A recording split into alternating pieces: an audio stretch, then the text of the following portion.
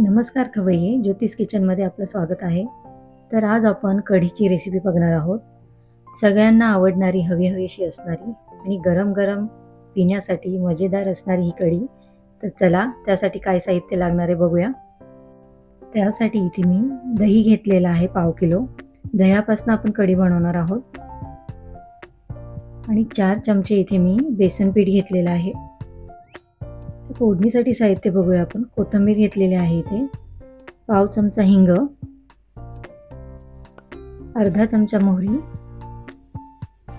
अर्धा चमचा जिरे, चवीनुसार मीठ, हिरव्या मिरच्या इथे मी 5 ते 7 घेतलेल्या आहे, अर्ध्या चिरून घेतलेल्या आहेत त्या इथे, कढीपत्ता, अर्धा इंच आलं किसून घेतलेलं आहे, लसूण ठेचून घेतलेला आहे, 4 ते 5 पाकळ्या आहेत त्या, आणि इथे गूळ घेतलेला आहे. त्या तुकडा मी इथे गूळ घेतलेला आहे आंबटपणा कमी करण्यासाठी. तर पुढची कृती करूया. ते मिक्सरच्या भांड्यामध्ये मी दही घेतलेलं आहे.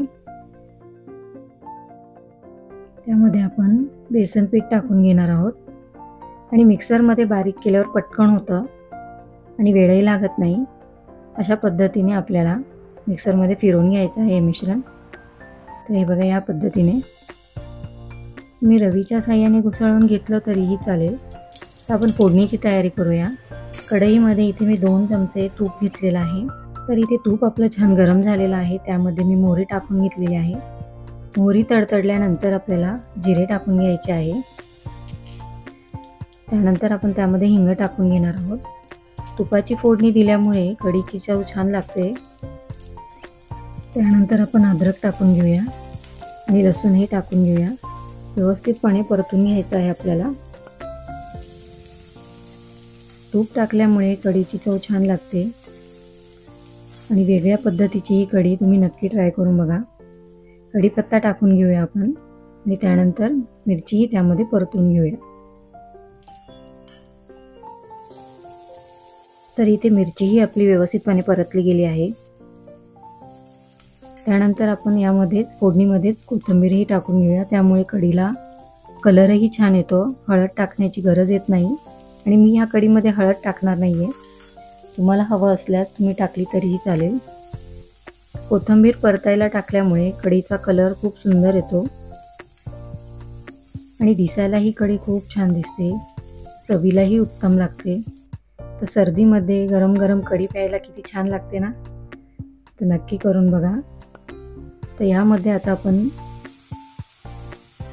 दही आणि बेसनचं जे मिश्रण होतं फेटून घेतलेलं ते आता यामध्ये टाकणार आहोत. आणि ह्यामध्ये मी आता 2 ग्लास पाणी घेतलेलं होतं. त्यामध्ये अर्धा ग्लास माझं पाणी उरलेलं आहे. फक्त मी 1.5 ग्लास यासाठी पाणी वापरलेलं आहे. तर कमी जास्त पातळ किंवा घट्ट जे आहे हे तुमच्या आवडीनुसार तुम्ही इथे करू शकता.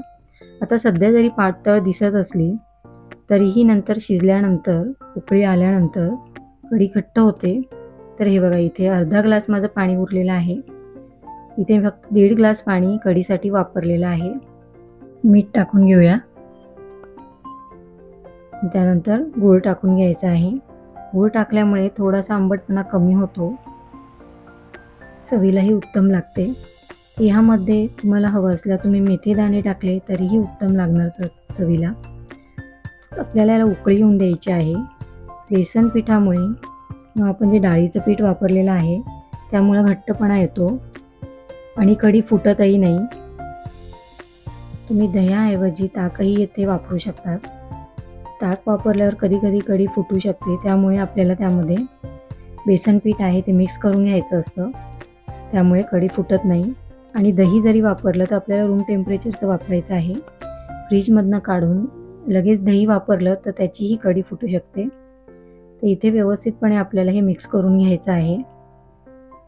कढीला सतत इथे ढवळत राहायचं आहे जेणेकरून कढी उतू जात नाही. उतू गेली जरी कढी तरी ती फुटते. त्यामुळे आपल्याला इथे सतत कढीला ढवळत राहायचं आहे.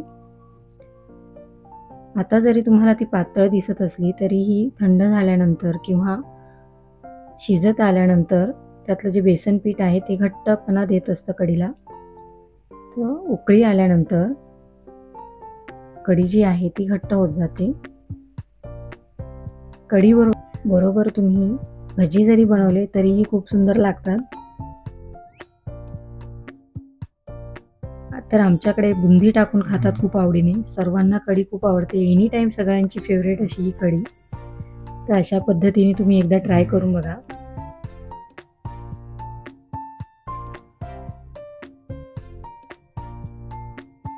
दहा ते 15 मिनिटासाठी आपल्याला ही मीडियम गॅसवर उकळून घ्यायची आहे. ह्या प्रकारे आपली कढी होत आलेली. हे बघा घट्टपणा हळूहळू कढीला यायला लागलेला आहे. तर अशा पद्धतीने कढी नक्की करून बघा. तर अशा प्रकारे तुम्ही भजी टाकूनही ही कढी खाऊ शकता.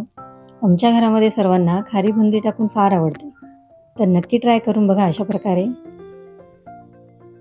तर माझी रेसिपी आवडल्यास लाईक, शेअर, सबस्क्राईब नक्की करा.